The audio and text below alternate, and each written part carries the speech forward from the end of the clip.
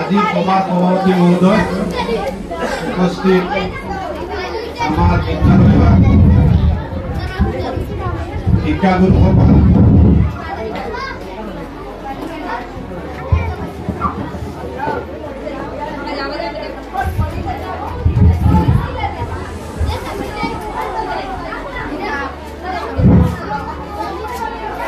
উপস্থিত আমার বিদ্যালয়ের স্বত্বাধিকারী মোহাম্মদ অলিউর রহমান বরমিয়া সাহেব উপস্থিত আমার অতি মরমর ছাত্র ছাত্রীসকল লগতে আমার বিদ্যালয়ের প্রাক্তন ছাত্র ছাত্রী আজি আমি সকলোৱে জানো আজি শিক্ষক দিবস আমি সকলোৱে বহুত উলহ-মালহেৰে শিক্ষক দিৱসটো পালন কৰিব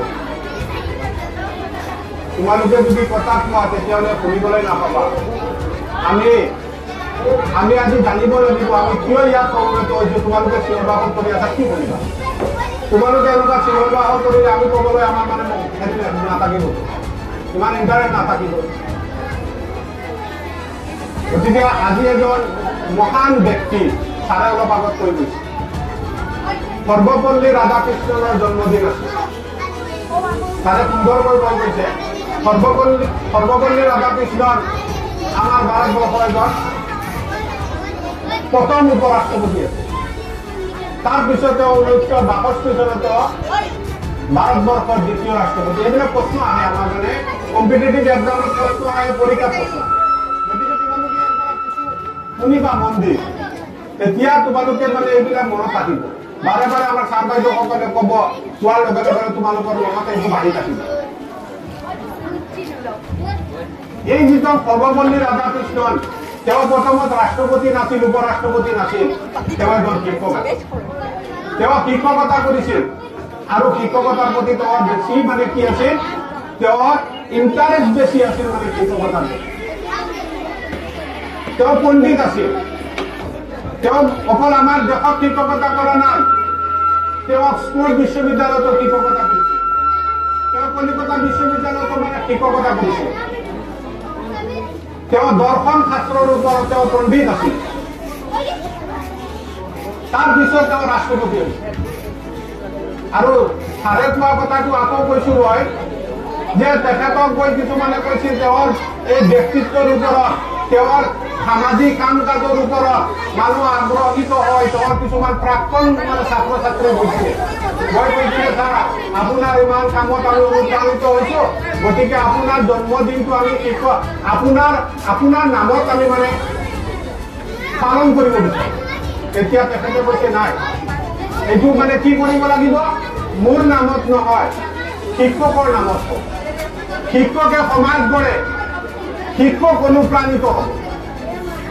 গোটেই দেশৰ শিক্ষকসকল অনুপ্ৰাণিত হ'ব যাৰ ফলস্বৰূপে তেওঁলোকে মানৱ সম্পদ গঢ়িব পাৰিব সেই হেতুকে তেওঁ শিক্ষকসকলৰ ওপৰত মানে এই তেওঁৰ জন্মদিনটো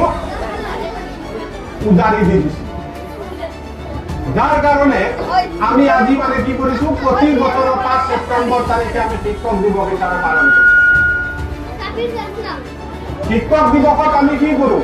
গামোচা দিওঁ কলম দিওঁ কিমান ধৰণৰ আমি মানে কি কৰোঁ ছাৰ বাইদেউসকলক আমি সন্মান জনাওঁ আমাৰ আজিৰ যেনেকুৱা আমি সন্মান দিম আজিৰ পৰা এনেদৰে আমি ছাৰ বাইদেউসকলক যাতে সন্মান দিব পাৰোঁ এইটো আমাৰ মনত দৃঢ় কৰি ল'ব লাগিব কিছুমানে দেখা যায় আজি স্কুলত আছে স্কুলৰ বাহিৰত যোৱাৰ লগে লগে আৰু ছাৰ বাইদেউসকলক চিনি নাপায় ছাৰ বাইদেউক চিনি নাপায় গতিকে এনেকুৱা কৰিব নালাগে ছাৰ বাইদেউসকলক আমি গোটেই জীৱন মানে কি কৰিব লাগিব সন্মান কৰিব সন্মান কৰিলে সন্মান নাযায় নিজৰ সন্মান দিব আজিলৈকে আমি আমাৰ ছাৰসকলক কেতিয়াও পালে মানে আমি কি কৰোঁ আমি সন্মান কৰোঁ গতিকে তোমালোকেও আশা কৰোঁ এনেদৰে তোমালোকৰ ভৱিষ্যত জীৱনত যাতে ছাৰ বাইদেউসকলক সন্মান কৰিব পাৰে আমাৰ বিদ্যালয়ৰ এজন ছাত্ৰক কৈছিলোঁ যে তুমি সন্মান কৰিবা ছাৰ বাইদেউসকলক সন্মান কৰিলে তোমাৰ সন্মান বৃদ্ধি হ'ব। সন্মান কৰাৰ লগে লগে ছাৰ বাইদেউসকলৰ অন্তৰটো একেবাৰে কোমল হৈ যায়। যাৰ ফলস্বৰূপে ঈশ্বৰে এইটো দেখিবলৈ পায় যে ছাৰজনৰ একেবাৰে অন্তৰটো মানে কি হৈছে, কোমল হৈ গৈছে ছাত্ৰ ছাত্ৰী। আৰু তাৰ ফল তোমালোকে বাবা ঈশ্বৰে তোমালোকক দিব। গতিকে তোমালোকে ছাৰ বাইদেউসকলক সন্মান কৰিবা। আজি যেনেকুৱা কৰি আছা আশা কৰোঁ ভৱিষ্যতে এনেকুৱা কৰিবা। ছাৰ বাইদেউসকলৰ কথাবিলাক ভালকৈ শুনিবা, ক্লাছত শুনিবা। ছাৰ বাইদেউসকলে কি কয়, কি কৰে, কেনেদৰে শিক্ষাদান কৰিছে, বহুত কষ্টৰ বিনিময়ত মানে তোমালোকক শিক্ষাদান কৰি আছে। আজি ইমান গৰমত তোমালোকে নিজে চিন্তা কৰা, তোমালোক থাকিব নোৱাৰা, ফেন নাই, কেতিয়াবা কাৰেণ্ট নাথাকে। ছাৰ বাইদেউসকলে দামী দামী তোমালোকক কি কৰি আছে, শিক্ষাদান দি আছে। গতিকে তেওঁলোকক সন্মান কৰিব লাগে। আৰু আছে আমাৰ ছাৰ বাইদেউসকলে তাৰ ওপৰত